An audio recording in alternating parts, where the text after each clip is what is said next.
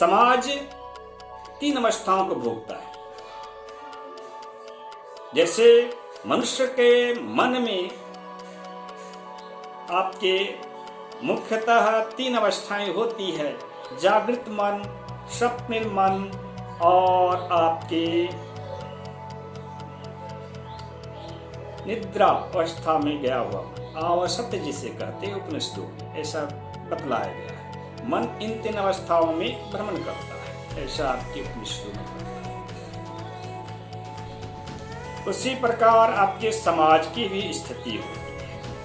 उसी का आपके मनोवैज्ञानिकों ने कहा है कि मन जो है आपके 5 अवस्थाओं तक में वर्णित होती है। प्रचेतन मन, जागृत मन, उपचेतन मन, अवचेतन मन, अचेतन मन, ये 5 अवस्था।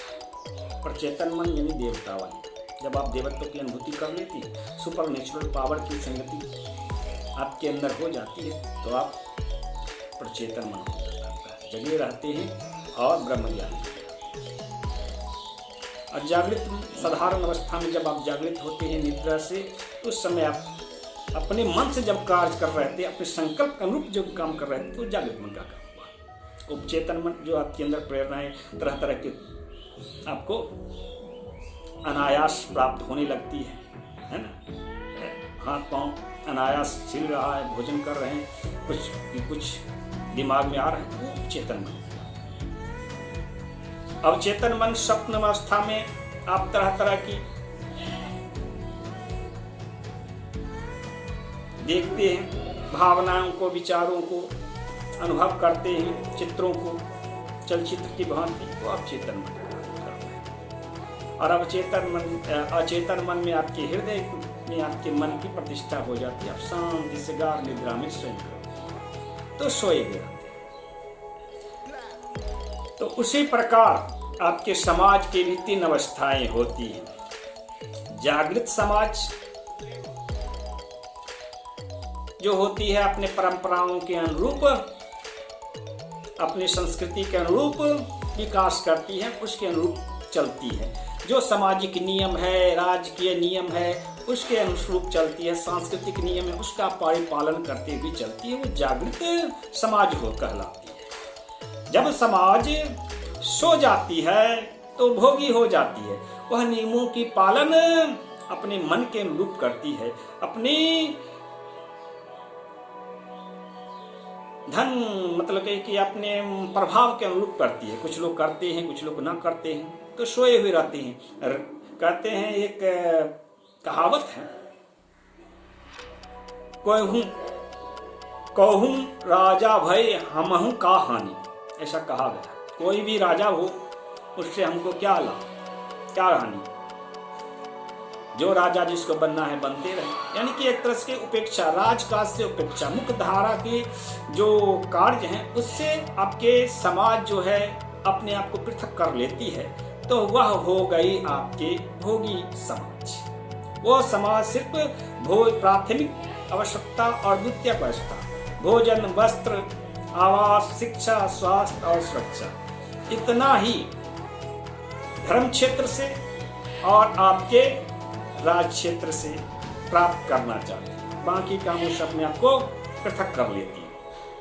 भोगी समाज में आपके अन्वेषण कार्य नहीं होते। देखते अभी हमारा समाज कैसा है, भोगी समाज है, सेकुलर, तटस्थ, राजकाज से धर्म अलग।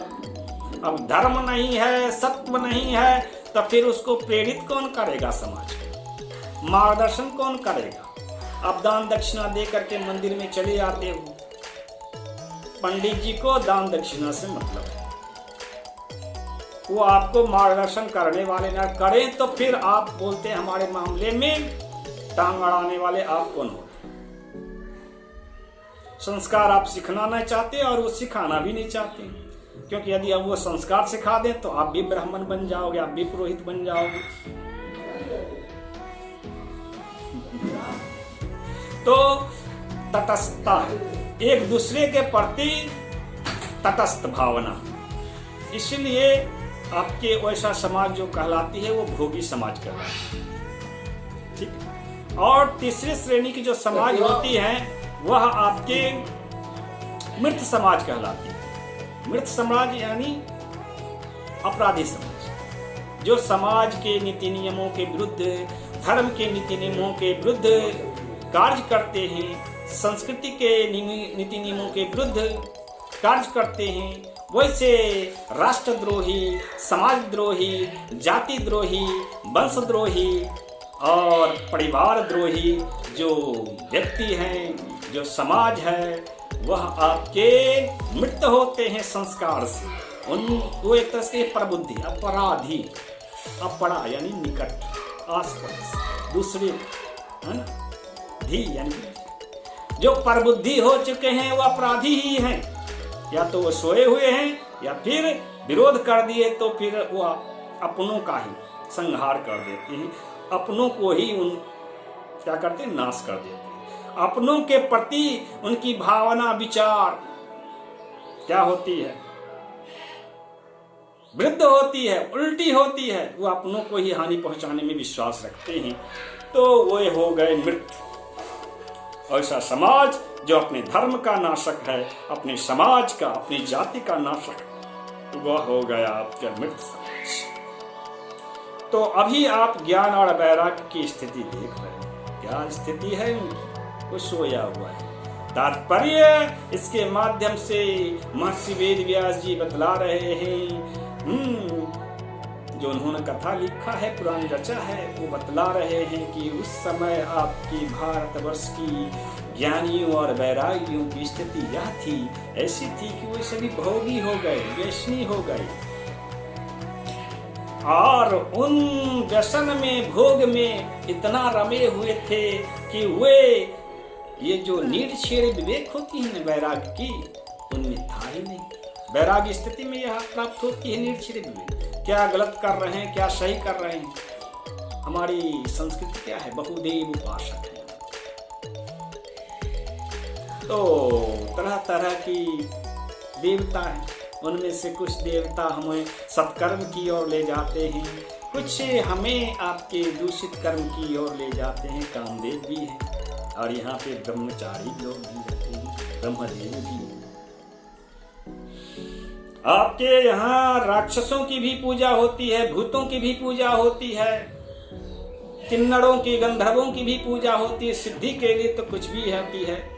जिसके पास सिद्धि है, सिद्धि की साधन बुद्धि, गणेश जी की दो पत्नियां हैं, सिद्धि और बुद्धि। यहाँ सिद्धि के लिए गंधर्व, राक्षस, यातुधान की भी उपासना करते हैं, ताकि हम मारण, मोहन, वशीकरण को अपने वश में कर ले, अपने पड़ोसियों को, अपने जो भी हमारे विरोधी है उनका अपने प्रभाव अर्जित कर सके, उसको समाप्त कर सके, उससे शोषण कर सके। यह जो भावना है, यह भोगी समाज की भावना, मृत समाज की भावना है। हमारा हिंदू धर्म जागृत समाज को नेतृत्व करता है। हिनोति च दवते च तथैव हितम इति। हिंकार करते हैं आपके यज्ञकार में, पहले सामवेद उद्गाता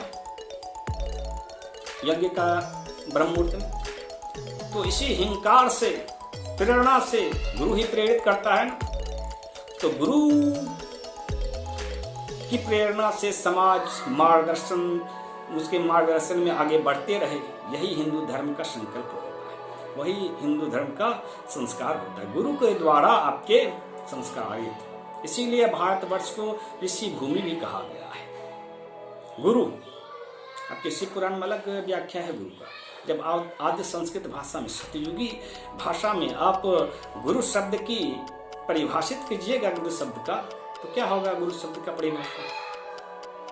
गुड़, रू, गुड़ यानी उठाना, रू यानी आवाज, यानी ज्ञान। जो ज्ञान दे करके आपको उठाए, इसको उठाते हैं पतित को, गिरे हुए को। जो ज्ञान देकर उठाए उसे गुरु कहते हैं। नारद जी आज गुरु है, भक्ति के गुरु है। भक्ति ने चरण पूजा है, उनसे निवेदन किया है, मेरे पुत्रों को, ज्ञान वैराग्य को जगा दो महाराज, जगा दो। इतना प्रेम में तो भाई कोई भी जाग जाए। कोशिश किया नारद जी ने, बोला कि आकाशवाणी संभव नहीं हुआ, बार बार जम्हाई लेकर के आपके भक्त ज्ञान और वैराग्य वहीं तट पे लुढ़क जाते थे। आकाशवाणी होती है, सत्कर्मणि कृते तस्मिन् सनिन्द्रा वृद्धतानयो गमिष्यति। इन दोनों का चला जाएगा क्या निद्रा और बुढ़ापा, लेकिन इसके लिए सत्कर्म करना पड़ेगा। अब यहाँ पर विचार करने योग्य है। नारद जी विचार करने लगे, आखिर मैं कौन सा सत्कर्म करूं, मेरा तो जो कर्म था मैंने अपना सारा पुण्य दे दिया। संगति से बोलते हैं, संतों की संगति से हरे कोटि अपराध, घड़ी आधी घड़ी में पुण्यात, कबीरा संगति साधु के मिटे सो अपराध, ऐसा कहा गया। कोटि अपराध। तो संतों की संगति से जब कोटि अपराध समाप्त हो जाते हैं, करोड़ों अपराध समाप्त हो जाते हैं, देवर्षि देवता देव संस्कृति के ज्ञाता सतयुगी, बावजूद उनकी संगति के ये जो समाज सोई हुई है, जमाई ले रही है, बुढ़ी हो चुकी है, यानी कुछ सीखना नहीं चाहती है, ना ही अपने त्यागने का समय है, सब कुछ तो त्याग ही रहे, मरना ही है, मरने की स्थिति में पहुंची हुई है, बावजूद इसके वह खटिया छोड़ती ही नहीं। कारण क्या है? चकरा गए। अब इसी वेग में भक्ति को आश्वस्त करके मैं पुनः तुमसे भेंट करूंगा। मैं अपने से जो ज्यादा बड़े हैं, सुप्रतिष्ठित हैं, ब्रह्मज्ञानी हैं,